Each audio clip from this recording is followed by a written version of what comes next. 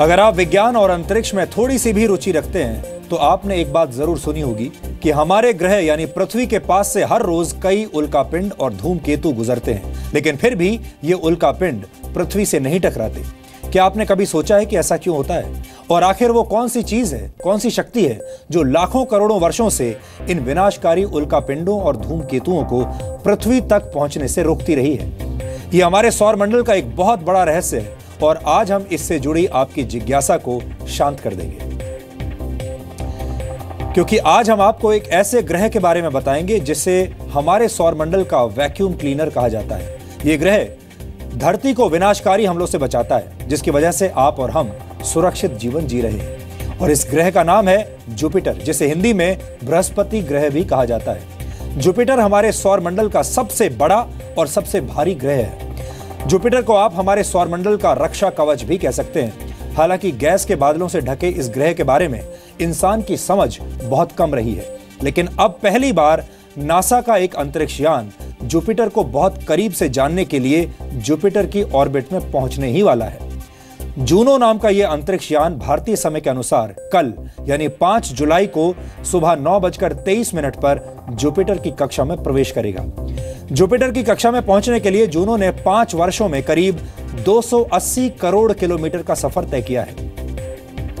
Juno को अमेरिकी अंतरिक्ष एजेंसी नासा ने 5 अगस्त 2011 को लॉन्च किया था, लेकिन आपको जानकर हैरानी होगी कि करीब आधा सफर तय करने के बाद अक्टूबर 2013 में जूनो एक बार फिर धरती की तरफ लौट आया था।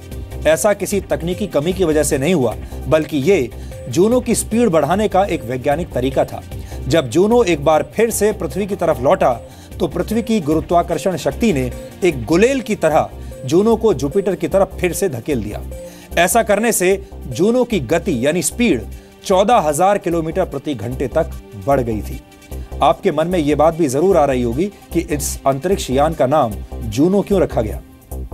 अब आपको बताते हैं। जूनो यूनान यानी ग्रीस की एक देवी का नाम है, जिसे जुपिटर की पत्नी माना जाता है। ग्रीक कथाओं के मुताबिक जुपिटर नाम का देवता खुद को बादलों से ढक कर रखता है ताकि वो अपनी सारी शरारतों को छिपा सके।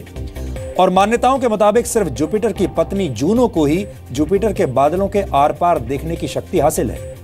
जुपिटर के बादलों के आर पार देखने का काम जूनो नाम का यह अंतरिक्ष यान भी करेगा और इसीलिए इसे जुपिटर की पत्नी का नाम दिया गया है। जूनो नाम के इस अंतरिक्ष यान की औसत गति 38,000 किलोमीटर प्रति घंटा है, लेकिन जुपिटर के करीब पहुंचने पर इसकी रफ्तार 2,66,000 किलोमीटर प्रति घंटा हो जाएगी।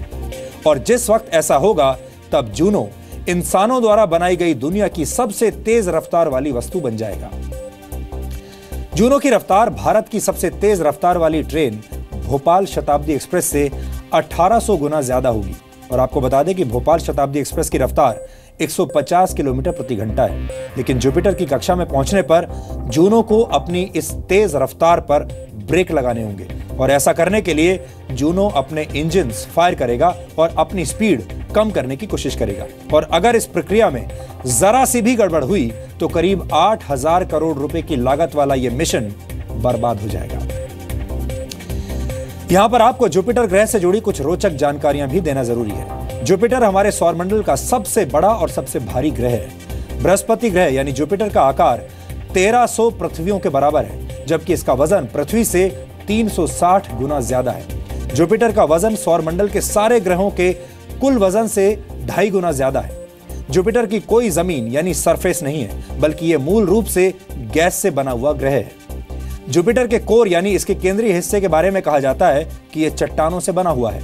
वैज्ञानिकों का मानना है कि जुपिटर एक टाइम कैप्सूल की तरह है, क्योंकि ये हमारे सौरमंडल के सबसे प्राचीन ग्रहों में से एक है और जितनी तेजी से हम जुपिटर के बारे में जानेंगे, उतनी ही तेजी से हम पृथ्वी की उत्पत्ति के बारे में भी अपनी समझ बढ़ा सकते हैं। हमने जूनो नाम के इस अंतरिक्ष यान की ऐतिहासिक यात्रा का एक डीएनए टेस्ट किया है और हमें यकीन है कि हमारा यह वैज्ञानिक विश्लेषण आपको अंतरिक्ष की गहराइयों में ले जाएगा और जुपिटर के बारे में आपकी समझ काफी हद तक बढ़ा देगा।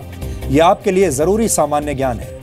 यह डीएनए टेस्ट देखकर आप अपने घर के बच्चों और युवाओं को भी इस विषय के बारे में तमाम जानकारियां दे पाएंगे। और हमारा मानना है कि सीखने और ज्ञान अर्जित करने की कोई उम्र नहीं होती, इसलिए हर उम्र के व्यक्ति को, हर उम्र के दर्शक को आज का यह विश्लेषण जरूर देखना चाहिए।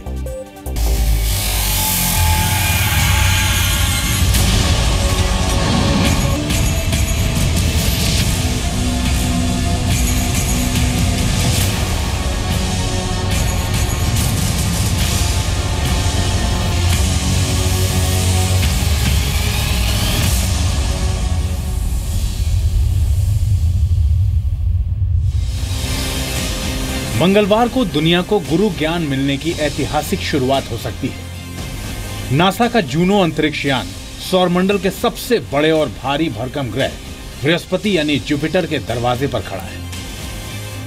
सवाल यह है कि क्या गुरु ज्ञान का दरवाजा खोलेंगे? अगर सब कुछ ठीक रहा तो 5 वर्षों के सफर के बाद पहली बार इंसान जुपिटर ग्रह को इतने करीब से देख पाएगा।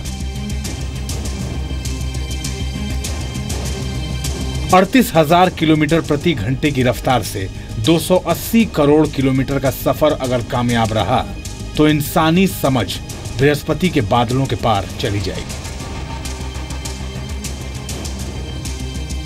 5 अगस्त 2011 को अमेरिका के केप कैनावेरल एयरफोर्स स्टेशन से उड़ान भरने वाला जूनो मंगलवार सुबह भारतीय समय के मुताबिक 9:23 पर जुपिटर की कक्षा में पहुंचने पर रेडियो सिग्नल भेजे। मानव इतिहास में अब तक करीब 7 अंतरिक्ष यान जुपिटर की कक्षा के पास से गुजरे हैं। 1973 में पायनियर 10, 1974 में पायनियर 11, 1979 में वॉयेजर 1 और 2, 1992 में यूलिसिस, सन 2000 में कैसिनी और 2007 में न्यू होराइजन्स जुपिटर के पास से गुजरे थे। जबकि 1995 में जुपिटर की कक्षा में पहुंचने वाला पहला यान गैलीलियो था, जो 2003 तक जुपिटर की कक्षा के चक्कर लगाता रहा। लेकिन जूनो पहला ऐसा अंतरिक्ष यान होगा जो जुपिटर के बादलों के पार देखने में सक्षम होगा। 9 उपकरणों की मदद से जूनो बृहस्पति की बनावट, उसके आकार, उसके कोर और वातावरण से जुड़ी जानकारियां जुटाएगा। जुपिटर की कक्षा में पहुंचते हुए जूनो की रफ्तार 2,66,000 किलोमीटर प्रति घंटा होगी। 35 मिनट तक अपने इंजन को जलाकर जूनो स्पीड को कम करेगा। लेकिन अगर जूनो ऐसा नहीं कर पाया तो 8,000 करोड़ रुपए की लागत वाला यह मिशन बेकार हो जाएगा। स्पीड कम होने के बाद जुपिटर जूनो को अपनी कक्षा में बांध लेगा और फिर 20 महीनों के दौरान जूनो जुपिटर के करीब 37 चक्कर लगाएगा। इसके बाद फरवरी 2018 में जूनो खुद को नष्ट कर लेगा, क्योंकि अगर ऐसा नहीं हुआ तो जूनो जुपिटर के किसी चंद्रमा से टकरा सकता है और जूनो यान में चिपके जीवाणु जुपिटर के किसी चंद्रमा को दूषित कर सकते हैं। जुपिटर यानी बृहस्पति ग्रह लगातार किसी गुलेल की तरह धूल के कण, चट्टानों के टुकड़े और चार्ज पार्टिकल अंतरिक्ष में छोड़ता रहता है। ये पार्टिकल्स जूनो के उपकरणों को खराब कर सकते हैं। इससे बचने के लिए जूनो एक बख्तरबंद टैंक की तरह बनाया गया है। इसमें लगे वैज्ञानिक उपकरणों को टाइटेनियम की शील्ड से ढका गया है। जूनो को जुपिटर द्वारा किए जाने वाले सारे हमले झेलने होंगे, यानी जूनो की मजबूती पर ही इस मिशन की कामयाबी छिपी है। जूनो सौर ऊर्जा से संचालित एक यान है, लेकिन जुपिटर तक सूरज की रोशनी पर्याप्त मात्रा में नहीं पहुंच पाती। इसीलिए जूनो के सौर पैनल्स 3 मंजिला इमारत जितने बड़े बनाए गए हैं।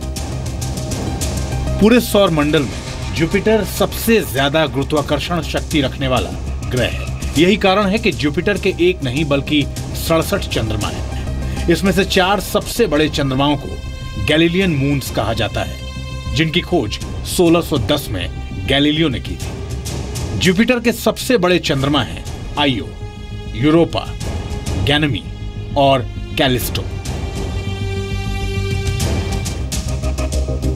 वैज्ञानिक यूरोपा और गैनेमी पर जीवन की संभावनाएं जताते रहे हैं, क्योंकि इन चंद्रमाओं की धरती के नीचे नमकीन पानी के महासागर होने का दावा किया जाता है। हालांकि वैज्ञानिक मानते हैं कि गैनेमी और यूरोपा तक कभी सूरज की रोशनी नहीं पहुंची है। इसीलिए कुछ वैज्ञानिकों का मानना है कि इन चंद्रमाओं पर जीवन नहीं हो सकता। लेकिन कुछ वैज्ञानिकों का तर्क इससे अलग है। इन वैज्ञानिकों के मुताबिक पृथ्वी पर मौजूद महासागरों में सिर्फ 1000 मीटर की गहराई तक ही सूरज की रोशनी पहुंचती है, जबकि महासागरों में इससे भी ज्यादा गहराई में जीवन पाया जाता है। इसलिए इन वैज्ञानिकों के मुताबिक बृहस्पति को पास से देखने पर यूरोपा और गैनेमी पर जीवन की संभावनाएं तलाशी जा सकती हैं। यानी अगर जूनो अपने मिशन में कामयाब रहा तो हो सकता है कि देर सवेर इंसानों को घर बसाने के लिए एक और ग्रह या चंद्रमा मिल जाए। ब्यूरो रिपोर्ट, जी मीडिया।